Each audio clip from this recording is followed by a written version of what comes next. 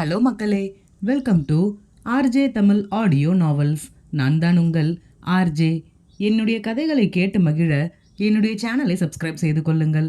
இப்போ வாங்க கதைக்குள்ள போகலாம். கதையின் பெயர் அவனதிகாரம். அத்தியாயம் 98.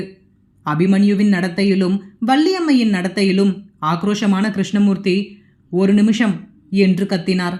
அனைவரின் கவனமும் கிருஷ்ணமூர்த்தியை நோக்கி திரும்ப தன் வீல் சேரை உருட்டியபடி அபிமன்யுவை நோக்கி வந்தவர் கோபமாக, நான் கேட்டதுக்கு நீ இன்னும் பதில் சொல்லலையே, அதுக்குள்ள எல்லாரையும் சாப்பிட போக சொல்ற? அப்போ நான் கேட்டதுக்கு என்ன பதில்? எனக்கு அவ்வளவுதான் இந்த வீட்டில் மரியாதையா? எப்போ இருந்த அபி நீ இப்படி மாறின?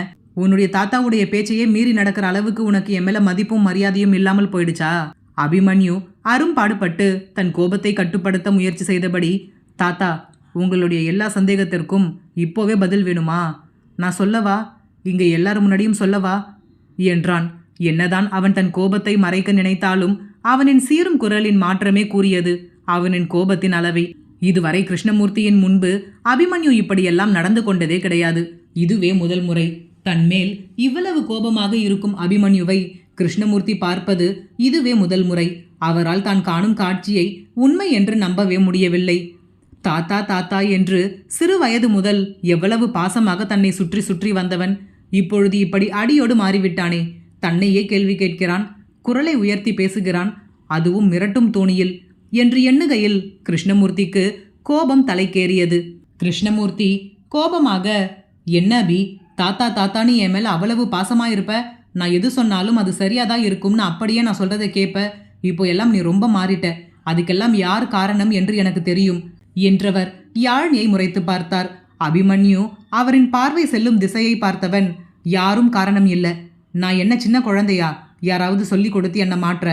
கிருஷ்ணமூர்த்தி, கல்யாணத்துக்கு முன்னாடி வரைக்கும் என் பேச்சை கேட்டுக்கிட்டு இருந்தவன் இப்போ சுத்தமா மாறிட்டியே.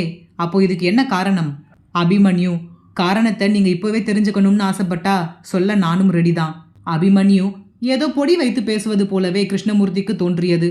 மீராவின் முன்பு அதை வெளிப்படையாக கேட்கவும் முடியவில்லை. ஒருவேளை அனைத்து உண்மையும் அபிமன்யுவிற்கு தெரிந்திருக்குமோ? இல்லையே, அப்படி தெரிந்திருக்க வாய்ப்பே இல்லையே. எப்படி தெரிந்திருக்க முடியும்? இவர்கள் கூறுவதை வைத்து அவன் தன்னை சந்தேகப்பட மாட்டான். ஏதாவது ஆதாரம் இருந்தால்தானே அவன் சந்தேகப்படுவான். அவர்கள் குழந்தையை கொடுத்தது எங்களை தவிர வேறு யாருக்கும் தெரியாதே. இந்த யாழினிதான் எதையோ கூறி அவன் மனதை மாற்றி வைத்திருக்கிறாள் என்று கோபம் முழுவதும் யாழினியின் பக்கம் திரும்ப கிருஷ்ணமூர்த்தி கோபமாக, எல்லாம் நீ பார்த்த வேலைதானா என்றார் யாழினியை பார்த்து.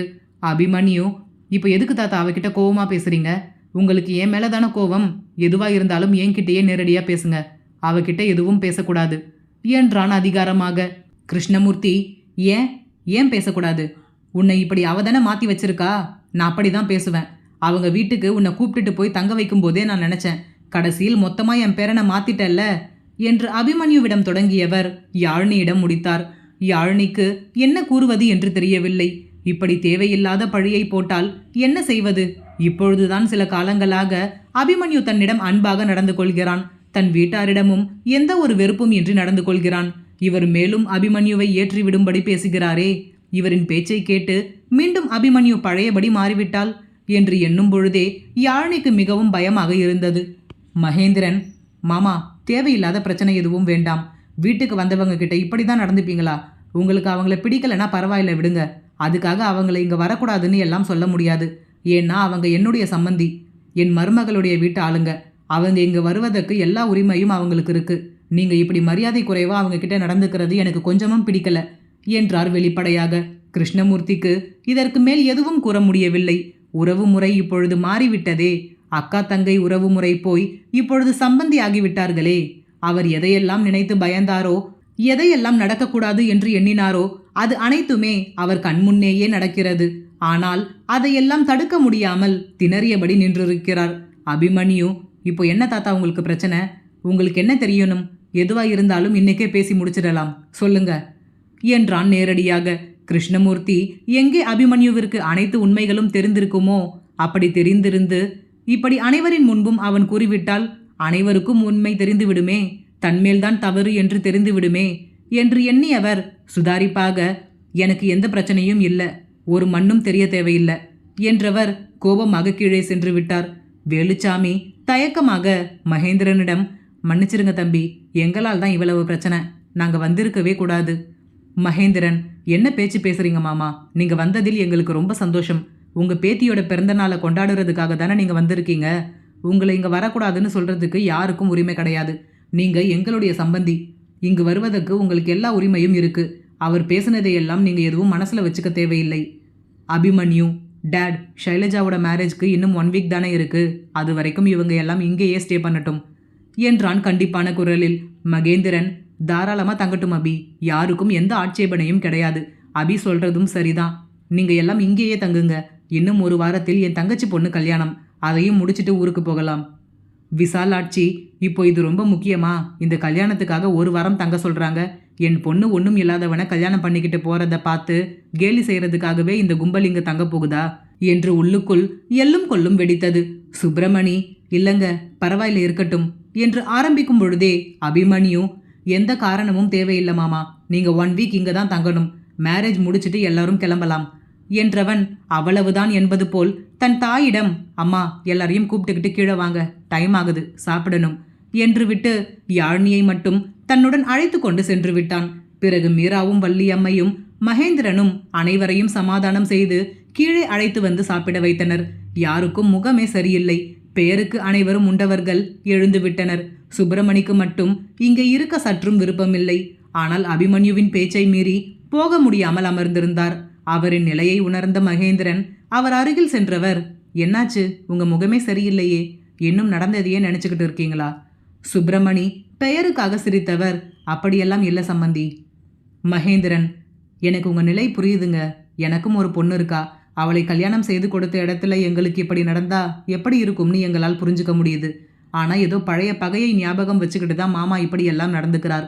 அது உங்களுக்கும் தெரியும். அதனால் இதெல்லாம் பெருசு பண்ணாதீங்க. அவங்க காலமெல்லாம் முடிஞ்சு போச்சு. இப்போ நம்ம காலமே முடிஞ்சு நம்ம பசங்க காலம் ஆரம்பிச்சிருச்சு. இன்னமும் பழச பத்தியே பேசிக்கிட்டு இருந்தா என்ன பண்ண முடியும்? பசங்களுடைய விருப்பத்துக்காக தானே நாம வாழ முடியும். அதனால் இதை பத்தி எல்லாம் ரொம்ப யோசிக்காதீங்க. அப்படியே விட்டுட்டு அடுத்த வேலையை பாருங்க என்று சுப்பிரமணியின் மனதை மாற்றினார். இப்பொழுதுதான் சுப்பிரமணிக்கு மனம் சற்று தெளிவானது போல் இருந்தது. இவ்வளவு நேரம் ஏதோ உறுத்தலாகவே இருந்தது. தேவையில்லாத இடத்தில் இருக்கிறோமோ என்று மகேந்திரனுடன் பேசிய பிறகுதான் சற்று தெளிவாக உணர்ந்தார். சுப்பிரமணி, சரிங்க சம்பந்தி என்று புன்னகைக்க மகேந்திரன், இப்போதான் உங்களை பார்க்கவே நல்லா இருக்கு, வாங்க அப்படியே ஒரு வாக் போயிட்டு வரலாம் என்று அவரை அழைத்து கொண்டு நடக்க சென்று விட்டார். பெரியவர்கள் அனைவரும் ஒன்று கூடி தங்கள் மன வருத்தத்தை பற்றி பேசிக் கொண்டிருக்க ஆரியன் ஆரணியின் மூலமாக மாடியில் நடந்த மொத்த கதையையும் கேட்டு தெரிந்து கொண்டவன் பெரியவர்களின் மனதை மாற்றும் பொருட்டு ஏதேதோ விளையாட்டாக பேசி சிரித்து அவர்களையும் தன்னுடன் சேர்த்து கொண்டான். அபிமன்யு பெரும் கோபத்தோடு பால்கனியின் கம்பியை இறுக்கமாக பற்றியபடி நின்றிருக்க தன் கோபம் மொத்தத்தையும் அந்த கம்பியின் மேல் காட்டிக் கொண்டிருந்தான். கை நரம்புகள் வெளியே தெரும்படி புடைக்க கம்பியை இறுக்கமாக பற்றி கொண்டு நின்றிருந்தான். கோபத்தில் கண்கள் சிவந்து தன்னை கட்டுப்படுத்த பெரும்பாடுபட்டபடி நின்றிருந்தான். எதை பற்றி சிந்தித்தும் தன் கவனத்தை திசை திருப்ப நினைத்தும் அவனால் அதை முழு மனதாக செய்ய முடியவில்லை. எதிலுமே நாட்டம் செல்லவில்லை. நடந்த விஷயங்களே மீண்டும் மீண்டும் நினைவிற்கு வர கோபம் அதன் எல்லையை கடந்து சென்று கொண்டிருந்ததே தவிர அடங்குவதாக தெரியவில்லை. அபிமன்யுவை தேடி வந்த யாழினி அபிமன்யு கோபமாக நிற்பதைக் கண்டு சற்று தயக்கத்துடனே அவன் அருகில் சென்றாள். பொதுவாக அபிமன்யு இப்படி பெரும் கோபமாக இருக்கும் பொழுது யாழினி அவன் அருகில் கூட வரமாட்டாள். அப்படியே வேறு எங்காவது ஓடிவிடுவாள். அபிமன்யுவை இப்படி கோபமாக இருந்து பார்த்தே வெகு நாட்கள் ஆகிறது. வெகு நாட்களுக்கு பிறகு அபிமன்யுவை இப்படி பார்க்கிறாள். உள்ளுக்குள் சற்று பயமாகவும் இருந்தது. என்ன கூறுவான் என்ற பயத்துடனே அவன் அருகில் சென்று நின்றவள் அவனின் கோபத்தை கம்பியின் மேல் காட்டிக் கொண்டிருக்கும் அவனது கையை பற்றியபடி அவனின் தோளில் தன் தலையை சாய்க்க அபிமன்யு அந்த ஒரு நொடியில் நடந்த அனைத்தையுமே மறந்தவனாக யாழினியின் தலையில் தடவியபடி, என்னாச்சு என்றான் மென்மையான குரலில். இவ்வளவு நேரம் அவனுக்கு இருந்த கோபம் என்ன, இப்பொழுது அவன் குரலில் வழிந்தோடும் காதல் என்ன என்பது போல் இருந்தது அபிமன்யுவின் செயல். நடந்த சம்பவங்களினால் யாழினி வருத்தமாக இருப்பாள் என்பதை உணர்ந்தவன் அவள் அருகில் தன் கோபத்தை தொலைத்து விட்டான். யாழினி அபிமன்யுவை சமாதானம் செய்ய நினைக்க அபிமன்யு யாழினி வருத்தத்தில் இருப்பாள் என்று எண்ணியவன் அவளின் முன்பு தன் கோபத்தை காட்டாமல் இருக்க முயன்று கொண்டிருந்தான். சற்று நேரம் இருவருக்கும் இடையே எந்த ஒரு பேச்சுவார்த்தையும் இல்லை. அமைதியாக அதே நிலையில் இருக்க அபிமன்யுவிற்கு தன் குடும்பத்தாரின் மேலும் கோபம் இருக்குமோ என்று யாழினிக்குள் சற்று பதட்டமாகவே இருந்தது. ஒரு புறம் அப்படியெல்லாம் எதுவும் இருக்காது, அப்படி ஏதேனும் இருந்திருந்தால் அவனே ஒரு வாரம் இங்கு தங்கும்படி கூறியிருக்க மாட்டானே என்று தோன்ற, மறுபுறம் இதுவரை எந்த பிரச்சனை என்றாலும் அது தன் குடும்பத்தாரின் மேல்தானே திரும்பும். அதுவும் இந்த முறை அவனின் தாத்தாவினாலேயே பிரச்சனை எழுந்துள்ளது. அவரின் கோபத்திற்கு முக்கிய காரணமே தன் குடும்பம்தானே. எனவே அபிமன்யுவிற்கும் தன் குடும்பத்தின் மேல் கோபம் இருக்குமோ என்று உள்ளுக்குள் பதட்டத்துடனே நின்றிருந்தாள். அபிமன்யுவின் மனதில் இருப்பது என்ன? இனி வரும் அத்தியாயங்களில் பார்ப்போம். இந்த கதை பிடித்திருந்தால் மறக்காம லைக் பண்ணிட்டு அப்படியே சப்ஸ்கிரைப் பண்ணிடுங்க ஃப்ரெண்ட்ஸ். மீண்டும் அடுத்த அத்தியாயத்தில் சந்திப்போம். நன்றி.